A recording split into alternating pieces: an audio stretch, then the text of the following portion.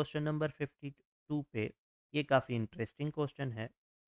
कह रहा है a square having diagonal 5 square root of 2 centimetre, then the area of square is dash centimetre. अब आपने एक स्क्वायर का डायगोनल बता रहा है और फिर उसके बाद उससे उस स्क्वायर की एरिया पूछ रहा है, ठीक है। सबसे पहले तो हम आते हैं कि भाई स्क्वायर क्या होता है।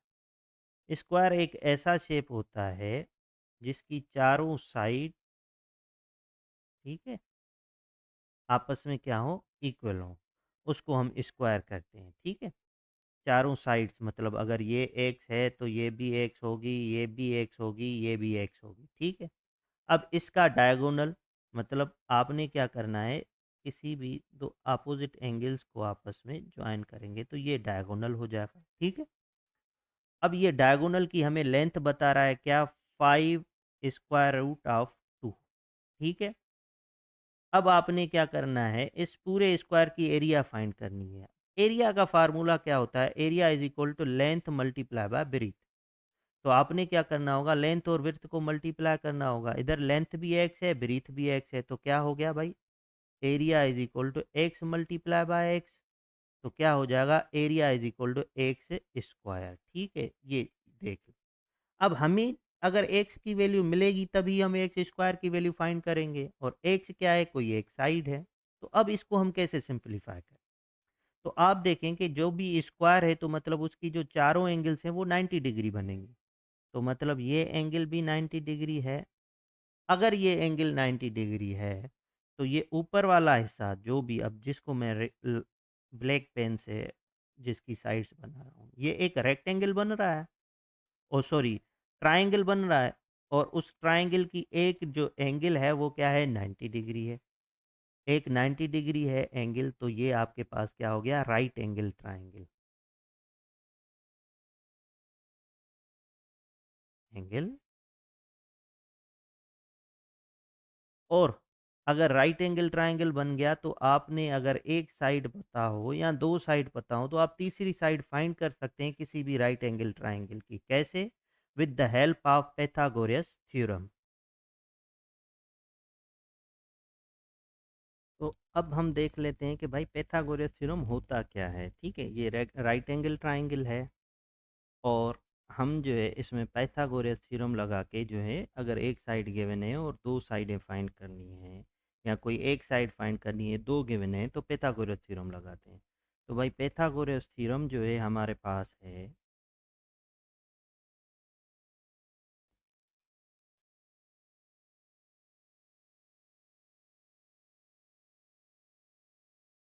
Pythagoras theorem.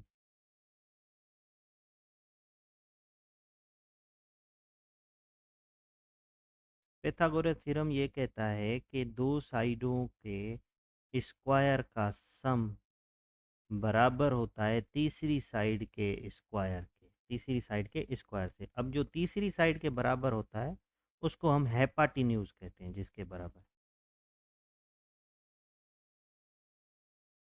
ठीक है।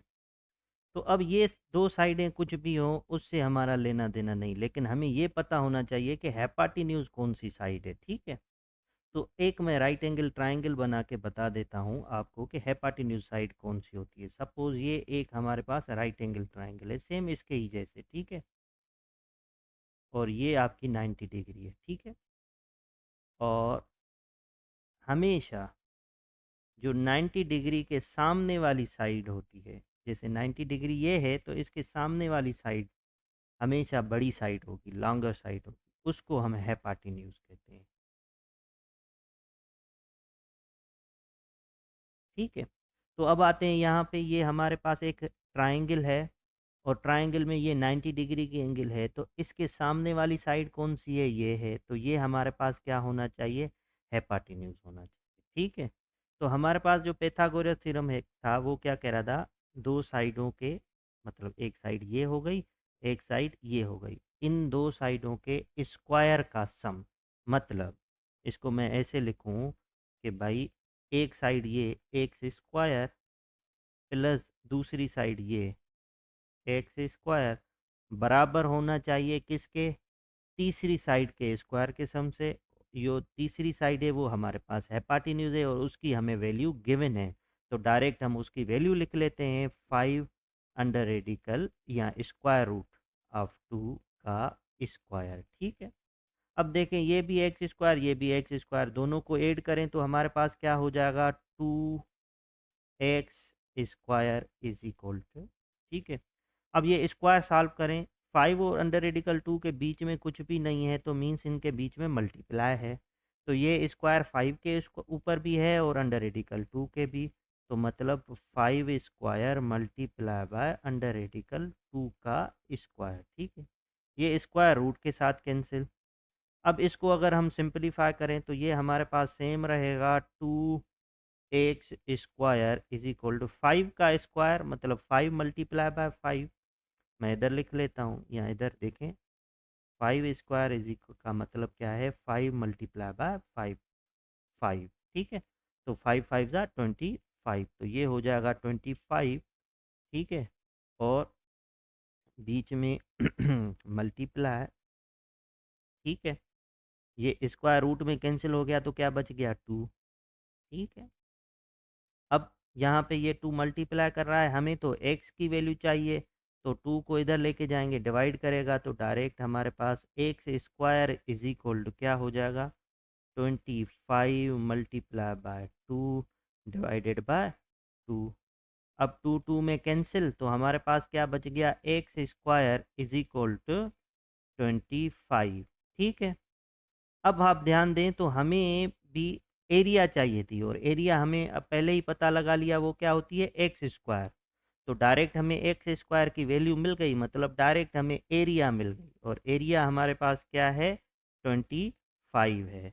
तो हम कहेंगे कि भाई area of square is 25 centimetre, 25 centimetre square. ठीक है, तो अब हम ऑप्शंस में जाएंगे कि कौन सा ऑप्शन है जिसमें 25 सेंटीमीटर स्क्वायर लिखा हुआ है, और वो ऑप्शन था ए। ठीक है, तो A option is the correct. हाँ, अगर हमें एरिया नहीं पूछा जाता, जस्ट सिर्फ कोई एक लेंथ पूछा जाता, तो हम क्या करते, यहाँ पे स्क्वायर खत्म करते, और कैसे खत्म करते हैं, स्क्वायर रूट बोथ साइड, फिर हमें जस्ट एक्स की वैल्यू मिल जाती। लेकिन हमसे एरिया पूछी गई है तो इसलिए पहले ही मैंने बता दिया कि एरिया क्या होगी, अगर दो साइडें सेम हैं तो एक्स स्क्वायर। ठीक है, तो एक्स स्क्वायर की वैल्यू हमें मिल गई 25। अब हम आ जाते हैं क्वेश्चन